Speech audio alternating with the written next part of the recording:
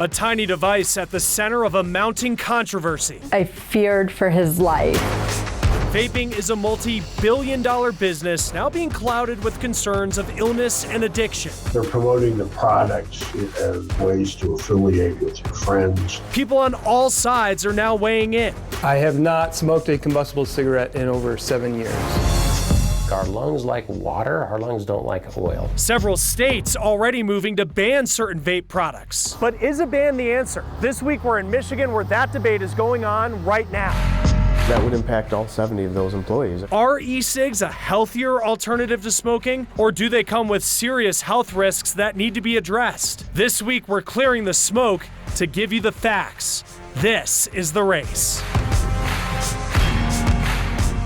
Welcome to The Race. I'm Chris Stewart. This week, we're here in Michigan. You can see the state capitol here in Lansing behind me. Recently, the governor moving to ban flavored vaping products. Now, vaping is something that really exploded in popularity, but recently has sparked so much controversy. And that's because the government says hundreds of people have been diagnosed with a severe lung illness. Now, more than a dozen people have died, and the CDC says all those people have had a history of using e-cigarettes. Now, the question is, for people who vape, do they understand and expect such severe consequences? One mom told Annie Taylor how vaping's affected her son and how she feels that pediatricians aren't prepared to help kids quit.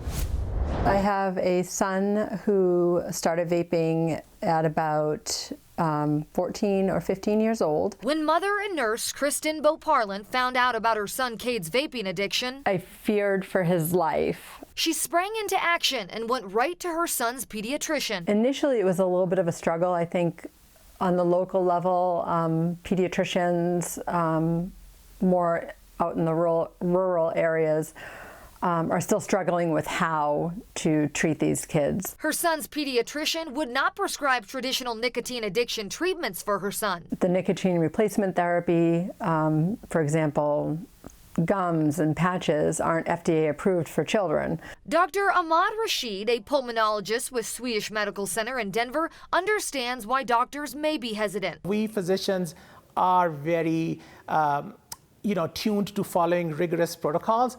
And sometimes if a protocol is not available, you kind of hesitate a little bit. Children dealing with e-cigarette addiction is a newer problem and also a big one. About 20% of the high school students use e-cigarettes, and that's a huge number. And more evidence keeps coming out about how bad they are for you. In more serious cases, it can lead to your lungs getting basically bogged down by inflammation and causing respiratory failure. Boparland found out how scary it can be when her son got really sick. There was one winter that I think he ended up with mono, pneumonia, and the flu all within a few months of each other. His cough kept getting worse and it scared her. Her son was eventually diagnosed with restrictive lung disease. The restrictive lung disease was pretty impactful.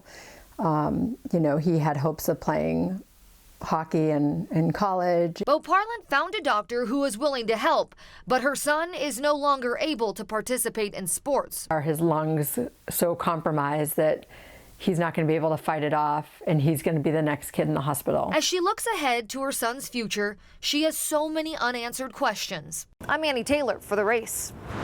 The CDC just revealed it knows of 1,479 severe lung illnesses in every state except Alaska and the Virgin Islands. 33 deaths are spread across 10 states. Check out the age breakdown from the CDC. Patients ranging from 13 to 75 years old. The median age is 23, and 79% of the cases are in people under 35 years old. CDC investigators are testing compounds and methods for measuring them.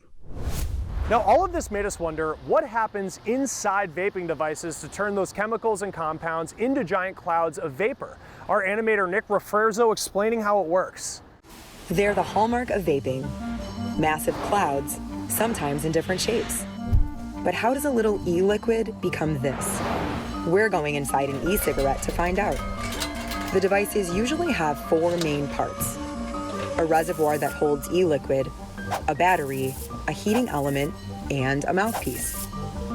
The first step is to add e-liquid to the reservoir, or to attach a pre-made cartridge. E-liquid is made of nicotine, flavoring, vegetable glycerin, and propylene glycol, an additive the FDA says is safe. It's the same stuff you'd find in inhalers and fog machines.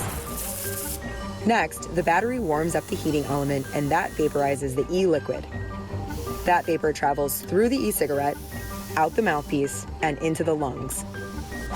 When exhaled, the vapor vanishes into the air fairly quickly. The heat is low enough that it doesn't combust or burn the liquid. Supporters say vaporizing creates fewer dangerous compounds than combustion. The American Cancer Society says vapor can still contain harmful chemicals or substances like volatile organic compounds, or VOCs. They cause inflammation and can make the kidneys, liver, or nervous system fail. It says vapor can still contain harmful flavoring chemicals and formaldehyde. In September, Michigan's governor announced a ban on flavored e-liquids. She argues the flavors lead to teen vaping. Vape shops fought back and got a judge to block that ban this week. A win for the businesses now, but the governor's vowing the fight is not over yet. 90% of our products that we sell are flavored. They contain flavors such as apple strawberry or something to that effect. A ban on flavored e-cigs could be devastating to Ron Pisa's business. Mystery Liquid here in Michigan, probably 70 employees. So that would impact all 70 of those employees. In September, Michigan's governor announced a ban that went into effect on October 2nd. The move made the state the first to take away flavored e-cigarettes. It would never be permitted if it was cigarettes, but we're letting these companies target our kids, appeal to our kids, and deceive our children. The governor's argument is that the flavoring and the product itself attracts youth. Michigan vape shops sued, and a judge agreed to block the ban this week. If the governor is going to say that the reason for the ban is to stop youth, honestly, that's the wrong path, because our target demographic here at Mystery Liquid is 35 to 55. The judge pointed to the month delay between the governor's announcement and the day the ban went into effect, saying it undercut the state's argument that emergency rules were needed. The judge also pointed to evidence that a ban could push adults to start smoking regular tobacco and cited the damage that it could do to businesses. So if this moves forward, this ban continues on, I mean, what happens to your business? At face value, our business, 90% goes away. But Michigan's governor isn't backing down, vowing to take the case to the Supreme Court, meaning a ruling that lets vape shops sell their flavored e-liquids now does not mean they will continue to be on shelves forever. You can't take away 90 or 80 to 90% of your gross sales and still support the same business you did before, right? That's just economics 101. A mother is suing Jewel over her son's death. Lisa Marie Vale says her 18-year-old son Daniel died from breathing complications he developed using Jewel's vapes. She says Daniel was active and happy until he started vaping. Mom says he dropped out of school and developed a rage when he couldn't vape. Lawyers say this is the first death lawsuit against a vaping company, and they also say families have been pursuing personal injury lawsuits over vaping-related lung injuries. Now, there are claims that vaping is healthier than smoking cigarettes. Is that really true? We'll be fact-checking that and talking to someone who says they're glad they switched from cigarettes to vaping.